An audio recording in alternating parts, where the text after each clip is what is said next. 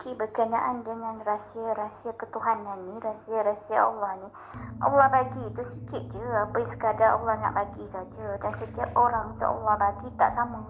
Macam contoh kita berenang di lautan ataupun kita pergi menjala dekat laut, ada orang dapat sotong, ada orang dapat ikan, ada orang dapat obo-obo, ada orang dapat mutiara. So sebenarnya apa yang kita dapat ni semua tak sama. Jadi sebab itulah kita berkumpul untuk berkongsi ilmu, untuk berkongsi apa yang kita dapat. Sekadar yang Allah bagi tu, maksudnya kita boleh buka lah rahsianya tu. Rahsia ni untuk manfaat kita bersama, bukanlah rahsia yang tak boleh dibuka. Kalau Allah bagi ilmu, Allah buka ilmu, Allah bagi rahsia, dah tak jadi rahsia lah. Jadi bila dah tak jadi rahsia, tak adalah lagi rahsia. Yang benar-benar Allah bagi rahsia tu yang dia tak bagi tahu dekat kita lah. Kalau dia bagi tahu kat kita, itu dah tak jadi rahsia.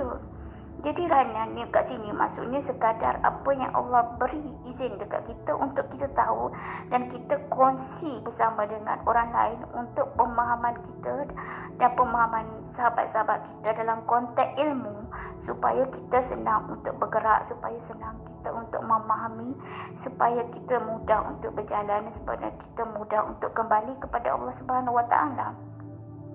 Jadi kat sininya tak ada istilah rahsia tak boleh nak share. Rahsia yang tak boleh nak share ni Allah tak bagi awal-awal lagi. Jangan kata rahsia Allah tak boleh bagi buka. Betul tak boleh bagi buka tu kepada orang awam yang langsung tak ada basic, nanti menjadi fitnah. Kan kalau kita cerita benda ni pada umum yang langsung tak faham langsung apa benda itu perjalanan menuju Allah, memanglah boleh jadi fitnah. Tapi kalau sesama kita yang dah ada basic lebih kurang ni, maksudnya benda tu bukan lagi menjadi rahsia, tapi benda tu menjadi seolah-olah lampu suluh untuk kita faham perjalanan kita ini. Jadi tak perlu nak takutlah. Jangan kita kata tak boleh buka rahsia ketuhanan, nanti wali-wali marah datang kena serang. Macam kes hari tu kan, jin mula nak gelak kalau macam tu. Tapi tak apa, kita belajar daripada kesilapan kita. Dan kita tahu bila kawan kita kata macam tu, bermaksudnya ada sikit salah faham mengenai wali kat situ. Wali ni dia baik, di mana dia ada serang orang. Kalau yang serang orang tu adalah jin, setan, iblis yang berupa diri dia seolah-olah wali. Dia datang mengaku seolah-olah dia tu wali. Jadi itu yang menjadi fitnahnya.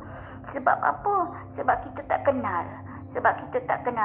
Yang datang tu siapa, jin ke, setan ke, ataupun wali. Bab kata wali datang ni macam SP pun memang tak tahulah, sebab tak pernah jumpa wali datang dalam bentuk roh ke apa, serang ke, tak ada.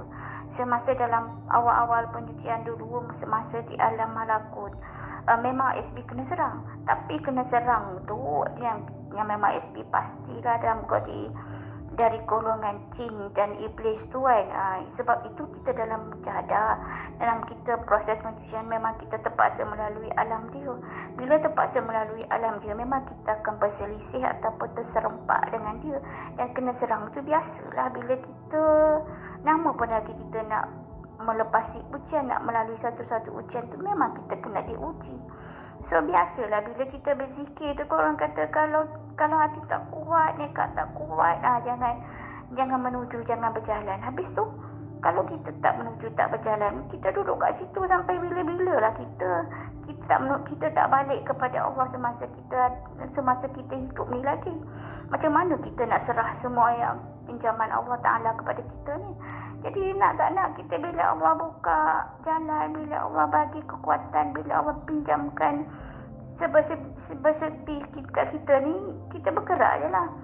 Dengan cara kita menyerah diri kepada Allah. Bila kita menyerah diri kepada Allah, Allah akan pandulah hati kita. Kita pasang niat betul-betul, kita buat penyucian, kita jaga sangka baik kita pada Allah. Dan kita upkan cinta kita pada Allah. Kita merengek-merengek minta dengan Allah supaya dibawa kepada dia. Kita minta akan pada Allah supaya dimasukkan kecintaan kepada dia. Hanya bila kita cinta pada Allah, baru kita boleh nak taat kepada Allah. Macam mana nak taat kepada Allah tu kena ada rasa cinta. Bila ada rasa cinta tu kita boleh usaha untuk buang kehendak-kehendak kita dan menerima kehendak Allah pada diri kita. Bila kita dah pandai menerima kehendak Allah pada diri kita, itulah kita berada pada redha.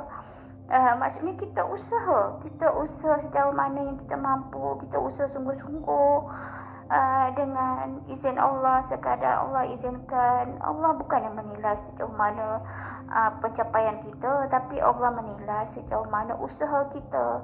Bila kita berusaha sungguh-sungguh dan jaga sangka baik semua hal kan, jadi bila kita betul-betul serah, Allah bagilah anugerah dekat kita.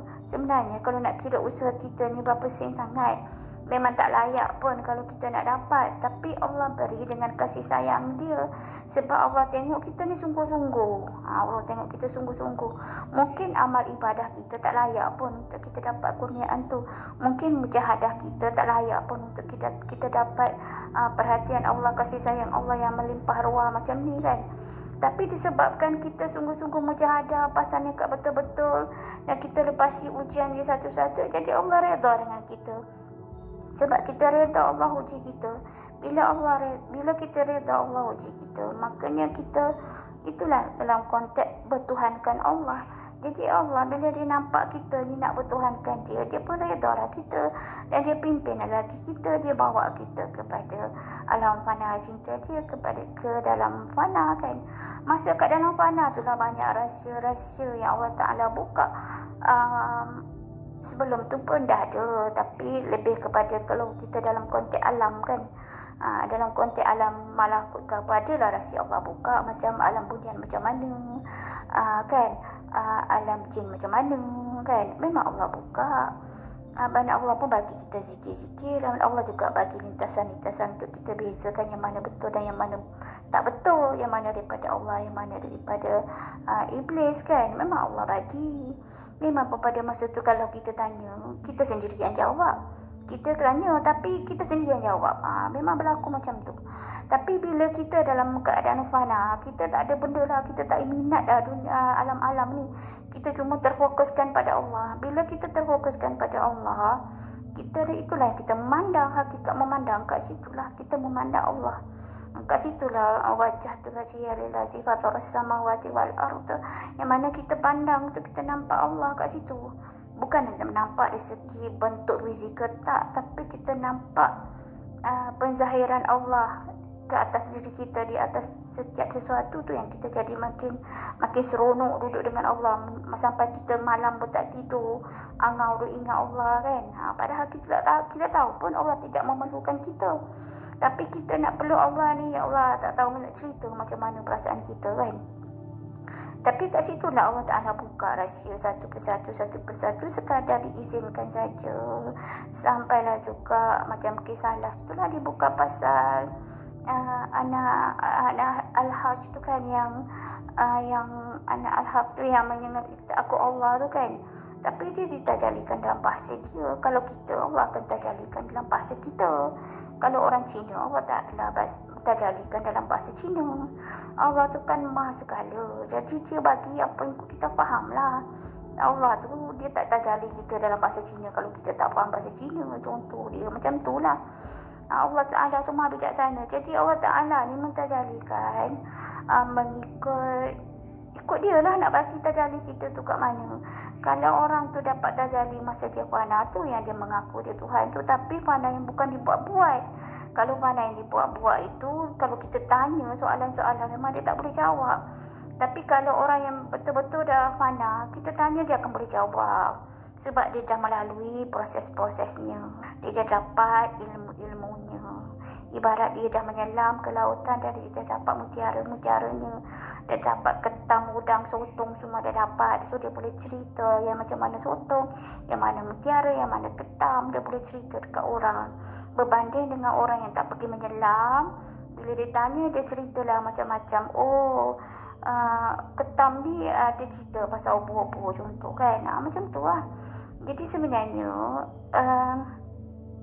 orang yang bila dah fana tu, dia dah dapat rahsia-rahsia sekadar diizinkan Allah saja. Dan konteks penyatuan ni pun kita dah tahu bahawa dalam konteks tajalli semata. Dan kita nak pandai-pandai kata kita dah nampak Allah. Dan jangan lagi pandai-pandai kita nak mengaku kita ini Allah. Wa na'udzubillah min zalik.